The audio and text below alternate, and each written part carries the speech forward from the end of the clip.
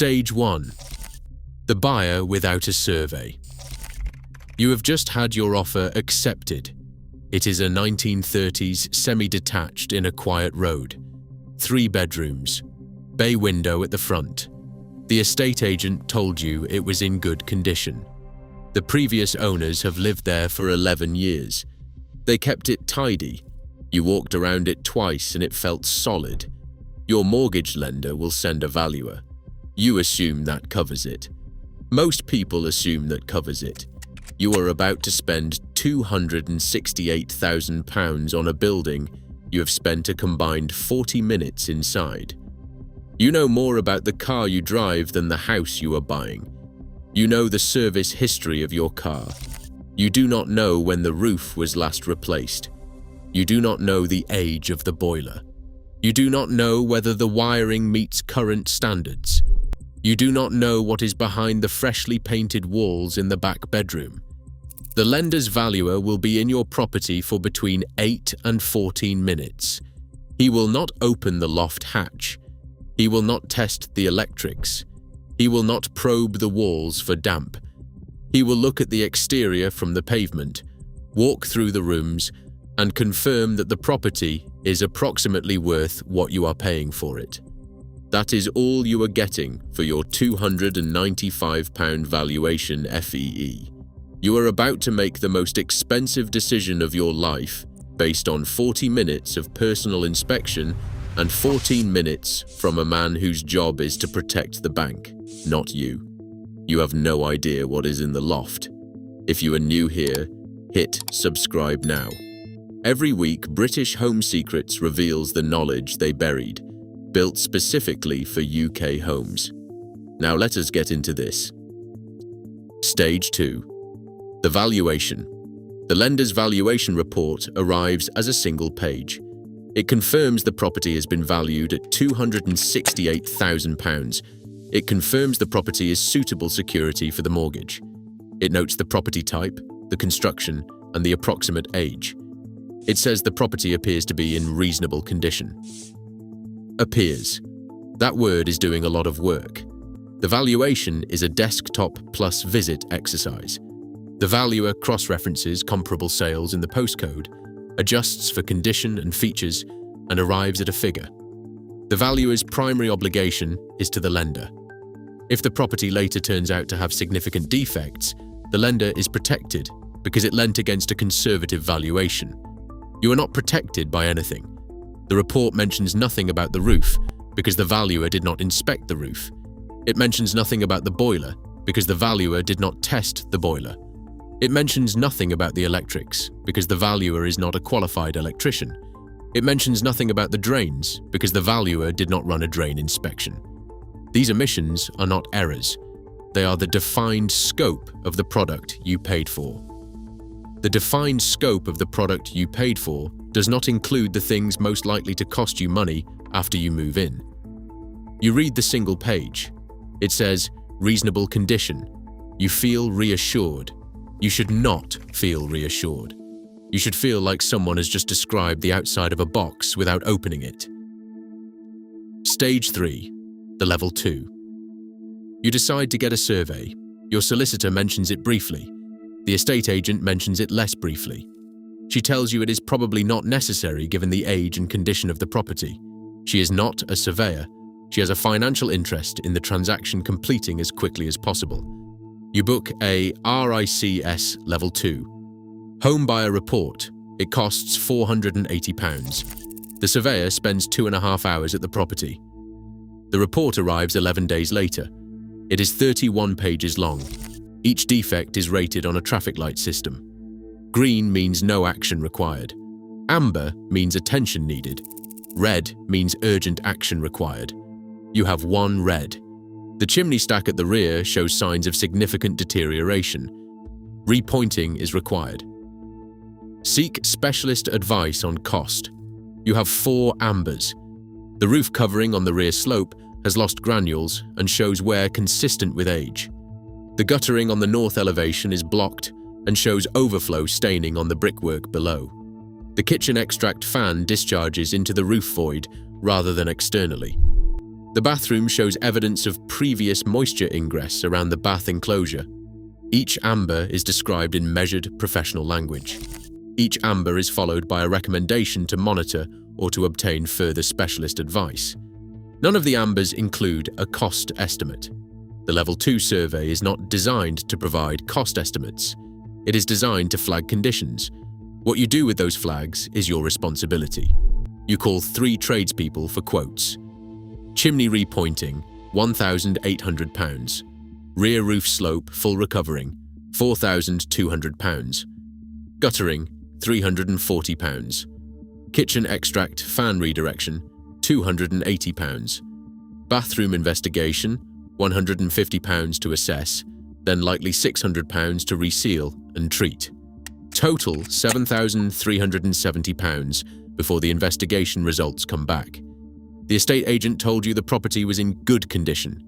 It is in good condition for a 1930s property that has never had a full structural survey. That is not the same thing as being in good condition. Stage 4. What the Level 2 missed. The Level 2 survey has a defined scope. The surveyor inspects what is visible and accessible. He does not open floors, he does not move furniture. He does not lift fitted carpets. He does not inspect inside walls. He does not conduct a drain survey. He does not test the electrics beyond checking the consumer unit is modern. He does not pressure test the gas installation. Your property has fitted carpets throughout the ground floor. Beneath the carpet in the front reception room, the original floorboards have a section of localized rot, approximately 1 meter square. It is dry rot. The surveyor could not see it because it was under the carpet. He noted the floor as satisfactory. It was not satisfactory. The dry rot remediation costs £2,600. Your property also has a drain running beneath the rear extension. You discover this 3 months after moving in when the kitchen sink begins draining slowly and then stops. A CCTV drain survey, which costs £180, reveals a root intrusion and a partial collapse in the clay pipe beneath the extension floor. The repair requires excavation. The quote is £3,800. Neither of these things appeared in your Level 2 report. Neither of them could have appeared in your Level 2 report. They were outside the defined scope of the product you purchased. You spent £480 on a survey. The survey did its job. The survey told you about the things a surveyor could see in 2.5 hours without lifting floors or running cameras into drains. The things that were not visible cost you £6,400. This is not a failure of the survey. This is what the survey was always going to tell you and not tell you. Most buyers do not know the difference until afterwards. Stage 5. The Level 3. Your neighbour bought a similar property 3 streets away at the same time as you. She paid for a Level 3 building survey. It cost £950. The surveyor spent 4 hours at the property. He lifted the corner of the fitted carpet in the front reception room and he found no rot. He opened the loft hatch and spent 30 minutes in the roof void. He found that the original knob and tube wiring had been partially replaced, but sections remained live, a safety issue requiring a full rewire, estimated from £6,500 to £8,000. She renegotiated £6,000 off the asking price before exchange. The Level 3 report is longer and more detailed than the Level 2. It includes a section on construction method and materials. It includes commentary on the likely future maintenance requirements of the property. It includes cost ranges, not precise quotes, but indicative figures for the defects identified. It also explicitly states what was not inspected and why. This is the section most buyers skip. It lists floors under fitted coverings.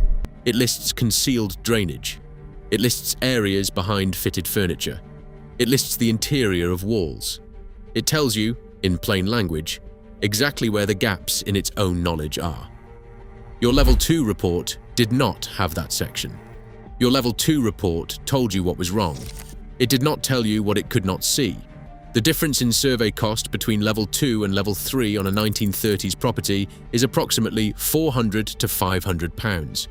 The difference in what they find can be £6,000, £10,000, or nothing at all. For any property built before 1970, the level 3 is not a premium. It is the minimum. Stage 6. The negotiation. You have your survey results. You have 3 quotes. You have a total of £7,370 in identified defects, plus £6,400 in defects the survey could not see, plus £150 still outstanding for the bathroom investigation. You go back to the vendor. You ask for £10,000 off the asking price. The vendor offers £4,000. The estate agent, who works for the vendor, tells you that £4,000 is very reasonable given the market. She tells you other buyers would proceed without renegotiating. She may be right. She also has a financial interest in the transaction completing. You accept £5,500 after 2 rounds of negotiation. You have survey-identified defects of £7,370. You have received £5,500 in reduction. You are £1,870 out of pocket before you account for the drain and the dry rot that the survey could not see. The informed buyer uses the survey differently. They do not present a single total figure and ask for a reduction. They send the vendor the survey report, the 3 quotes, and a letter from their solicitor stating they are prepared to proceed subject to a price adjustment that reflects the cost of urgent remedial works. They specify the red-rated items only, the ones with the clearest cost justification. They do not negotiate amber items unless the quotes are large. They leave the vendor feeling like they have been treated fairly, because a vendor who feels ambushed walks away. The goal is not to extract maximum money from the survey. The goal is to buy a house you understand, at a price that reflects what you know. Stage 7. The informed buyer. This stage has no specific defects, no particular postcode. It is the list of things the survey industry does not put on the front page. The lender's valuation is not a survey. It has never been a survey. It protects the lender. If you read nothing else in this video, read that sentence again. A Level 2 survey is appropriate for properties built after 1950 that are in apparent good condition and of standard construction. For anything older, anything with extensions, anything with non-standard construction, stone, timber frame, thatched, or prefab, a Level 3 is the correct product. The price difference is rarely more than £500. The information difference can be measured in thousands. Read the limitations section of your survey report before you read the findings. The limitations section tells you what the surveyor could not see. The findings section tells you what he did see. Both matter equally. A survey does not include a drain inspection. A drain inspection costs £150 to £250. For any property with an extension over a drain run, or any property more than 40 years old, a CCTV drain survey before exchange is not optional. It is cheap insurance against a very expensive surprise. A survey does not include an electrical condition report. An electrical installation condition report costs between £150 and £300, depending on property size. For any property where you cannot confirm the electrics have been updated in the last 10 years, get one. This is essential. A survey does not include a gas safety check on the boiler and installation. A gas safe registered engineer will inspect for £80 to £120. For any boiler over 8 years old, this inspection will tell you whether you are moving into a property with a boiler that has 12 months left in it or 5 years. This reveals the expected life of the boiler. None of these additional checks are part of the standard home buying process in the United Kingdom. None of them are suggested by your mortgage lender, your solicitor, or your estate agent. The total cost of all three, drain, electrical and gas, is between £380 and £670. The total cost of discovering these problems after you have moved in is rarely less than £5,000. The informed buyer spends £670 before exchange to avoid £5,000 after completion. Be smart. Most buyers spend £480 on a survey and assume the rest will be fine. They assume it is usually fine until it is not. Somewhere right now, someone has just had their offer accepted. They are relieved. The hard part is over, they think. The surveyor is booked. The mortgage is in progress. They have no idea what is under the carpet in the front room. They will figure it out. They always do. The cycle continues. This is British Home Secrets. We find the knowledge they buried, and we give it back to the people who need it. Subscribe, because there is a lot more where this came from.